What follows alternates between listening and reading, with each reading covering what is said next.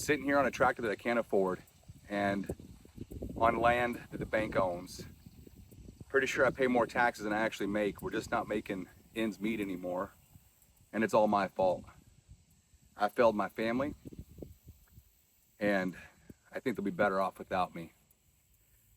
I've heard that story many times, especially across other segments, military, first responder, and just civilians. But something I became aware of is that farmers are struggling big time. Ever since the 1980s, farmer suicide has been a thing. I hadn't heard of it, but it's been a thing. The opening statement of the suicide note was, "The farm killed me." When we came home, the little one, Joe, was 5 years old. He said that Daddy was out in the barn, and he was out in the machine shed with the rifle. And that's how we found him when we come home from church. Last year, more than 50,000 Americans took their own lives, the nation's highest yearly rate of suicide on record. Ever since we went to big ag, right? Big contracts to like 3 or 4 different companies, farms have struggled. You know, you got to do it a certain way, and it is no longer a family farm. It is a big business. And the person that holds all the risk is the farmer. And I just want to reach out because I feel like it's an underserved segment. You know, the Barbarian Foundation's done a lot with me in helping me get this awareness out. And I just want any farmer out there, anyone who's trying to make ends meet, trying to make it in this new world that is struggling, to reach out. If you could share this message and let them know that we're on their side and that there is help. Also, like, we need to change how we buy food. We need to buy local. You know, stop shopping at Walmart. It's not helping any of us.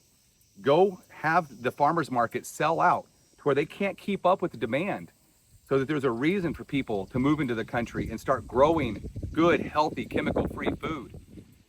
But until then, these big farms are gonna keep gobbling up these smaller farms.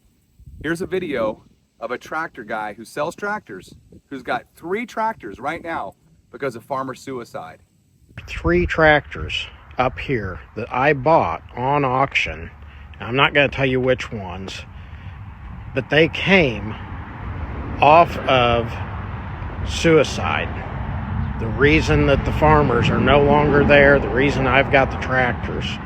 There's also one that came from a freak accident that,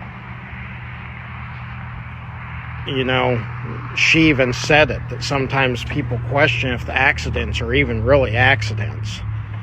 Guys, if we don't secure our food system, there's not much future for any of us. Once they control the food, they control it all. But if you're out there and you're a small farmer, you're trying to hang on, I want to hear your story. I want to tell it. And I want to make sure that you know that the people are behind you. And we can bring clean food back to our neighborhoods and back to each other. So please share this. You're not forgotten. There are empty faded squares on the wall that once held frames, and the frames once held pictures black and white of children running round this place. What now are empty rooms? They're the children of my grandfolks, my parents and me and my wife.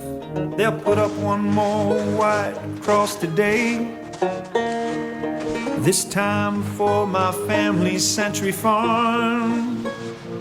It took everything deep down in me just to keep those tears inside, like a dry well from which we must move on.